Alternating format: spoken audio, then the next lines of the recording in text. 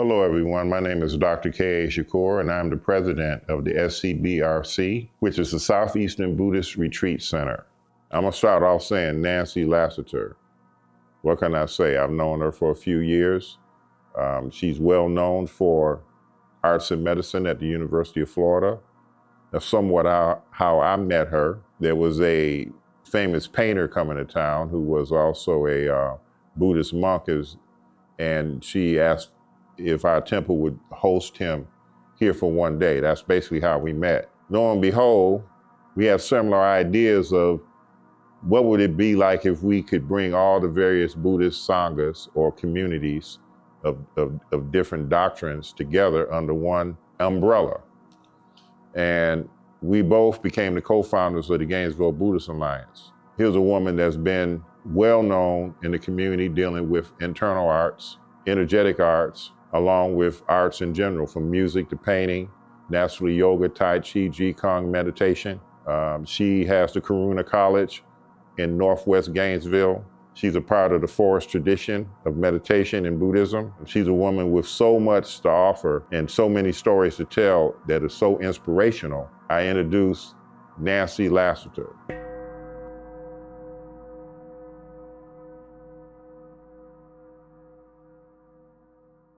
Good morning, everyone. I'm really happy to be here and to be here with all of you connected to the wonderful vision of what will happen in the future, I hope, with the Southeast Buddhist Retreat Center. So I wanted to start my talk with a poem by Maya Angelou. So I'm going to read that to you from her book, and it's called A Brave and Startling Truth. So you could just sit back and enjoy this poem. We, this people, on a small and lonely planet, traveling through casual space, past aloof stars, across the way of indifferent suns, to a destination where all signs tell us it is possible and imperative that we learn a brave and startling truth. And when we come to it, to the day of peacemaking, when we release our fingers from fists of hostility and allow the pure air to cool our palms. When we come to it, when the curtain falls on the minstrel show of hate, and faces sooted with scorn are scrubbed clean, when battlefields and coliseum no longer rake our unique and particular sons and daughters up with the bruised and bloody grass to lie in identical plots in foreign soil. When the rapacious storming of the churches, the screaming racket in the temples have ceased, when the pennants are waving gaily, when the banners of the world tremble stoutly in the good, clean breeze. When we come to it, when we let the rifles fall from our shoulders and children dress their dolls in flags of truce, when landmines of death have been removed and the aged can walk into evenings of peace, when religious ritual is not perfumed by the incense of burning flesh, and childhood dreams are not kicked awake by nightmares of abuse.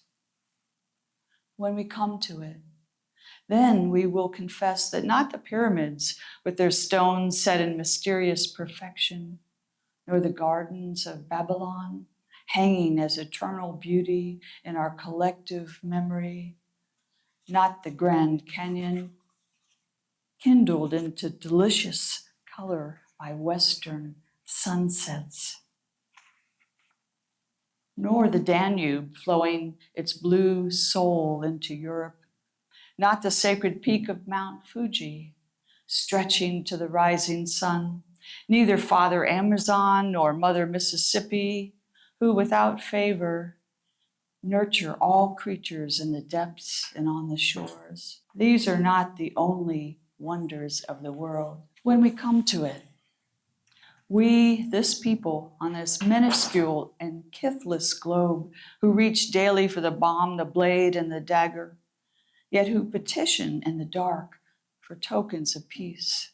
We, this people on this mote of matter, in whose mouths abide cankerous words which challenge our very existence, yet out of those same mouths come songs of such exquisite sweetness that the heart falters in its labor and the body is quivered into awe. We, this people on this small and drifting planet, whose hands can strike with such abandon that in a twinkling life is sapped from the living. Yet those same hands can touch with such healing, irresistible tenderness, that the haughty neck is happy to bow, and the proud back is glad to bend out of such chaos, of such contradiction. We learn that we are neither devils nor divines. When we come to it, we, this people, on this wayward floating body, created on this earth, of this earth, have the power to fashion for this earth a climate where every man and every woman can live freely without sanctimonious piety, without crippling fear. When we come to it, we must confess that we are the possible. We are the miraculous, the true wonder of this world. That is when, and only when, we come to it. So I wanted to say that Shakur asked me to speak about community. So I wanted to open with that reading that really talks about the value of community. And if you then bear with me, I'd like to share a bit about my own journey, of what community has meant in my own life, and how I have imagined it unfolding for us here in Gainesville and beyond. So for me, I'd start with the year 1970, when I came to the University of Florida as a freshman. It was a really powerful time to be part of a student community. The campus was filled with young people united in a strong belief that we could change the world. Yes, it was idealistic and maybe even naive, but it carried truth and energy. One of the first demonstrations I joined was at Tigert Hall, where we protested the very small number of people of color enrolled at UF. This was before affirmative action existed. It ended when the tear gas was used. Nonetheless, it made a difference. And this helped me develop a strong sense of what it feels like to be part of an empowered community, a community with faith that the power we have together can and will create good, positive change. We were a community that trusted one another, that all stuck together. Our unity and our vision, I think, was beautifully captured by John Lennon in his song Imagine. We truly believed, in his words, that the world could live as one. And for a time, we did live that way, in spirit, in hope, and in community. But time passed. We graduated. Life pulled us in many directions. The dream of a united, peaceful world softened under the weight of careers, families, and the search for security.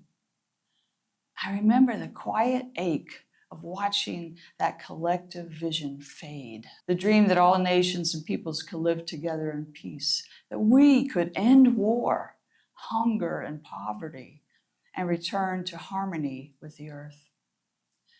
That yearning for a spiritually awakened, compassionate humanity never left me.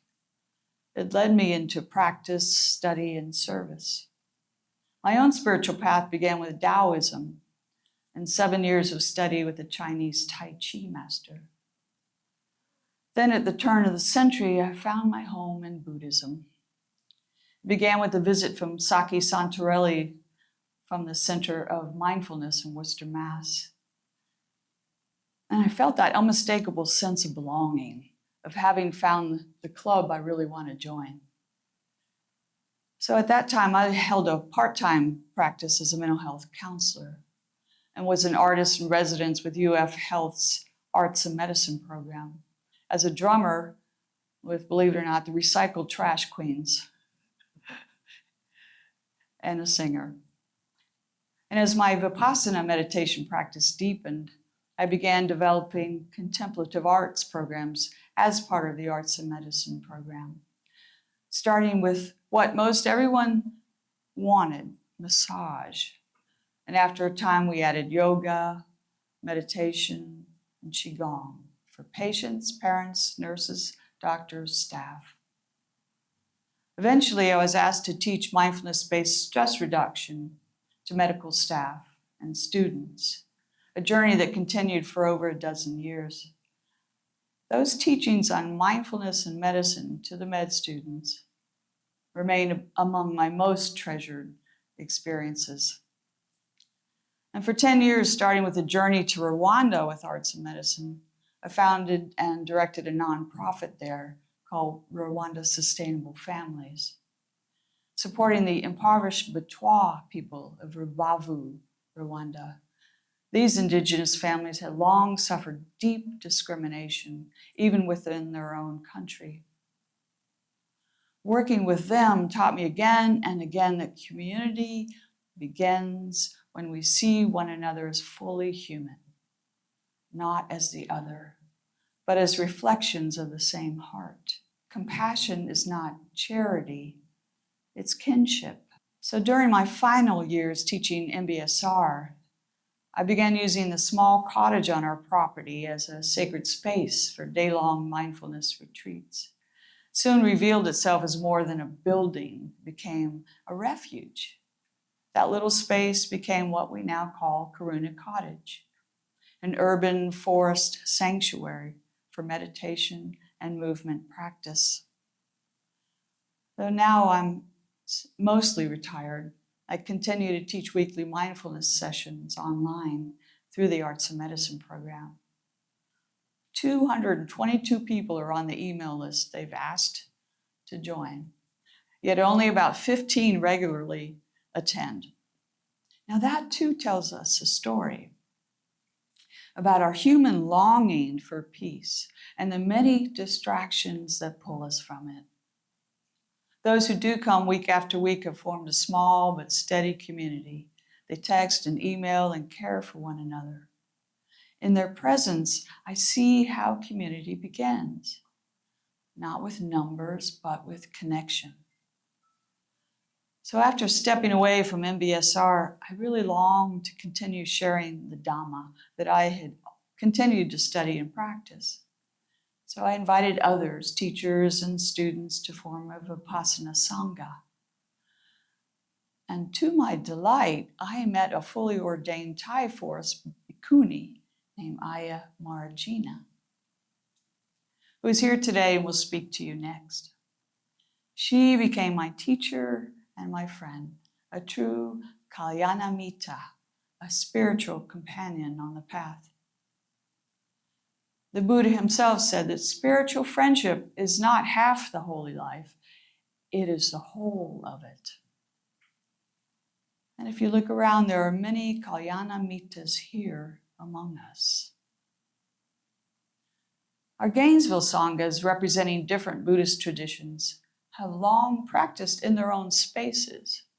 But something beautiful happened when we all came together at the Harn Museum one week in the spring of 2024. We were there for the Tibetan sacred art exhibit. We watched the monks, including our own Lama Losang, create a sand mandala. Families were invited to create their own small sand mandalas. We chanted together, and for a brief time, we were together as Buddhists and spiritual friends. It was a glimpse of something larger, the possibility of a united Buddhist community. That seed of connection quickly sprouted. In April of 2024, with the support of Lama Losang, and especially Shakur, I reached out to him, both of them visionaries. We gathered Sangha leaders from across Gainesville. And by June, we held our first community sit under the great live oak at the Thomas Center. We've been meeting there every month since, sharing silence, sharing presence in nature, and sharing Dhamma, opening our chitta, our heart minds. And as Maya Angelou said, we are the possible.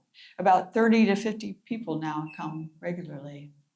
So this experience of community, our inter-sangha, inter-tradition, and our broader spiritual community is the fertile soil for powerful and expansive vision, the Southeast Buddhist Retreat Center. This vision, held for years by Lama Losang and members of KTC, is truly blossoming. It will be a sacred space where monastics and lay teachers from many traditions of many kinds can offer teachings, where all who seek peace can find refuge, renewal, and belonging. Well, Lama Losang will speak to you about this powerful vision in just a little while. So here we are, at the threshold of a new vision together. As we nurture SEBRC into being, may we remember that community is both the path to and the fruit of practice. It is the living field where compassion ripens, where generosity finds expression, where peace takes root. May we continue to show up with our hearts, our hands, our faith, I guess our pocketbooks too, and our faith in one another. And may the light of our collective practice illuminate the way for others. So thank you for listening.